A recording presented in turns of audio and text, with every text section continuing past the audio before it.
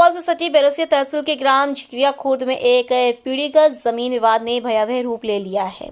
अपने हिस्से की जमीन न मिलने और परिवारजनों द्वारा लगातार प्रताड़ना से तंग आकर 55 वर्षीय वाहिद खान ने 9 अक्टूबर 2025 को अपने घर पर पेट्रोल डालकर आत्मदाह कर लिया। 3 दिन तक जिंदगी और मौत से जूझने के बाद हमीदिया अस्पताल भोपाल में उनकी मृत्यु हो गई। इस घटना ने क्षेत्र में दहशत और आक्रोश का माहौल पैदा कर दिया है। उत्पीड़न की 18 वर्षों की लंबी दास्तां। मृतक वाहिद खान की मां 75 वर्षीय हसीना बी के अनुसार उनके परिवार को पिछले लगभग 18 वर्षों से जमीन के बंटवारे को लेकर लगातार परेशान किया जा रहा था। परिवार का आरोप है कि संपत्ति के कागजातों से उनके दिवंगत बुजुर्गों का नाम हटा दिया गया और विवाद को बल देने के लिए आरोपी पक्ष ने फर्जी नोटरी का भी सहारा लिया, जिसके गवाहों ने बाद में एक वीडियो में अपने हस्ताक्षर फर्जी होने की बात स्वीकार की है। आत्मदाह से पहले मिली जान से मारने की धमकी। पुलिस को दिए गए बयान और मृतक के डीडी कथन के अनुसार वाहिद खान अपनी पैतृक संपत्ति में हिस्सा मांगने के लिए अपने चचेरे भाइयों और अन्य परिजनों, जिनमें खालिद खान, सादिक खान, हबीब खान, शरीफ खान, हनीफ खान सहित कुल 11 लोग शामिल थे, उनके घर गए थे। परिजनों ने उन्हें हिस्सा देने से साफ इनकार कर दिया और कथित तौर पर धमकाया कि दोबारा हिस्सा मांगने आया तो यहीं पर जिंदा दफना देंगे। इस अपमान और मानसिक आघात को सहन न कर पाने के कारण वाहिद खान ने उसी दिन शाम करीब 4 बजे अपने घर लौटकर ये आत्मघाती कदम उठाया। गंभीर रूप से चले वाहिद खान को हमीदिया अस्पताल में भर्ती कराया गया, जहां 12 अक्टूबर 2025 को उनकी दुखद मृत्यु हो गई। अब हमें धमका रहे हैं जी, रात बिरात आनान के जी कह रहे हमें केस वापस चाहिए, हमारा केस वापस दो।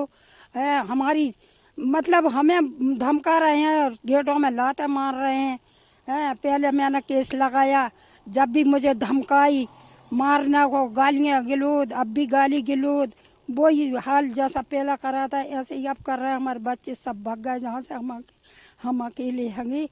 अब हमारा कुछ करो, सच्चाई हैगी हमारी, हम कोई झूठ नहीं बोल रहे, अल्लाह को मुँह बताना हमें है। हमारे बच्चे एक भी नहीं आ रहा है डर की वजह से। साहब मैं ये चाह रहा हूँ प्रशासन से और सब लोगों से कि जो जितने लोगों पे एफआईआर हुई थी उसमें से 2 लोगों को गिरफ्तार कर लिया है उसी रोज़, जिस रोज़ एफआईआर हुई थी। उसके बाद से आज तक 26-27 दिन हो गए, अभी तक पुलिस से गिरफ्त से बाहर हैं वो लोग।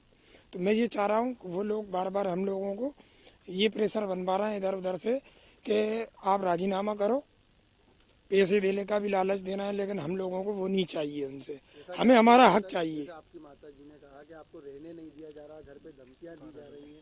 ये हकीकत है, ये हकीकत ये है कि मेरे मकानों को देख लो, गांव के अंदर ये जितने खड़े हुए हैं सबसे पूछ लीजिए, कोई यहाँ पर नहीं रह रही है। उनके मेरे भाई के जो भाई खत्म हो गए, उनके 2 लड़के हैं, वो मेहनत मजदूरी के लिए बेचारे, उनको भी भोपाल भागना पड़ा, वो अभी भोपाल के अंदर ही हैं।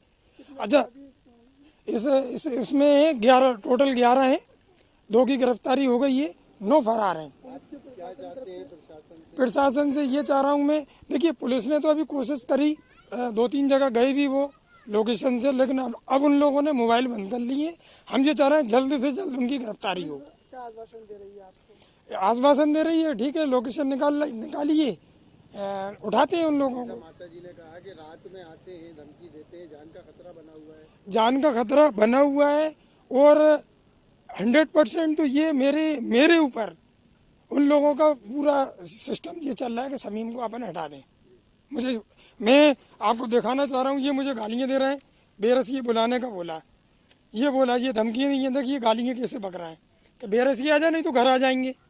भोपाल भी आने का बोल रहे हैं, अब मैं कहाँ जाऊँ? ठीक है, मैंने एसपी साहब को भी दे दिया, ये हमारा मकान है, ये हमारी ज़मीन पे मकान बना हुआ है, ये आज भी आप नाम निकालेंगे तो टोटल नाम हमारे आ रहे हैं उस पर।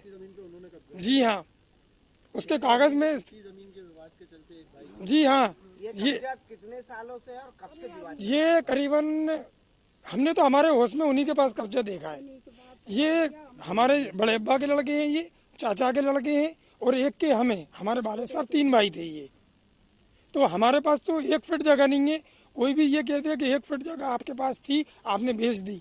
ये भी हमारा सरकारी जगह में बना हुआ है, पहले प्लाट मिला था आज से 40 साल पहले। उधर का एक मकान है तो वो भी खरीदी हुई जगह है, हमारे पास कुछ नहीं है हमारे वालिद साहब की ज़मीन। जो भाई आपके गुजर गए उनको कितना प्रताड़ित करा था? उन लोगों ने सर करीबन ये समझ लीजिए जिस रोज़ से उन्होंने एक ज़मीन बेच दी थी, हम ये चाह रहे थे कि अभी अपन को पेपर अपने पास नहीं है, अपन देख लें वो जाते थे, रोज उन्हें धमकाते थे, और जिस दिन उन्होंने आग लगाई है उस दिन वो कुछ ज़्यादा टॉर्चर करा है। उसका सबूत मेरे पास एक और है। सुबह 8:58 पे मैंने भाई को 2000 रुपये डाले थे वहीं पर, कि भाई टेंशन मत करो आप, जब मैं पैसे डालना हूँ। उसका भी मेरे पास स्क्रीनशॉट भी है। और एक हनीफ भाई करके थे पहले, उनसे मांगे थे उन्होंने पैसे, वही जिसमें FIR में नाम है। उन्होंने पैसे नहीं दिए तो मैंने 2000 रुपये डाले हमारे एक भांजे के नंबर पे सुबह। फिर मैंने उन्हें समझाया था, और ज़रूरत पड़ेगी मैं दे दूंगा, इन लोगों से कुछ मत बोलो आप।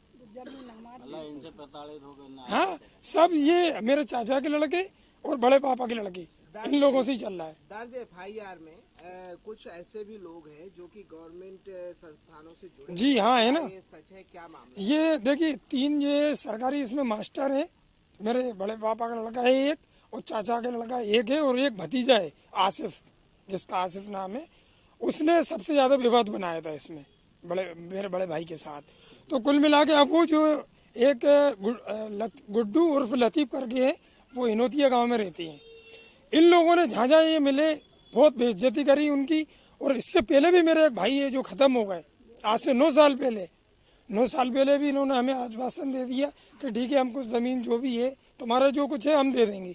लेकिन उस टाइम से लेके मेरे घर में इतना सक्षम कोई नहीं था जो इन लोगों से लड़ता। क्या उन तीनों लोगों की गिरफ्तारी हुई है या वो अभी भी स्कूल जा रहे हैं, क्या स्थिति? वो उन्होंने, मैंने जहाँ तक सुनाया था, उन्होंने कोई मेडिकल लगा दिया 1 महीने का या 2 महीने का शिक्षा विभाग में, कि हमारी तबीयत सेहत अच्छी नहीं है, इस कारण वो लोग स्कूल में नहीं जा रहे। कहाँ टीचरी करते हैं? एक ललरिया के अंदर है, बड़ा स्कूल है यहाँ पर, और एक विदिशा में शेरपुर गांव लगता है, और एक हिनोतिया गांव लगता है, तीनों का। जी।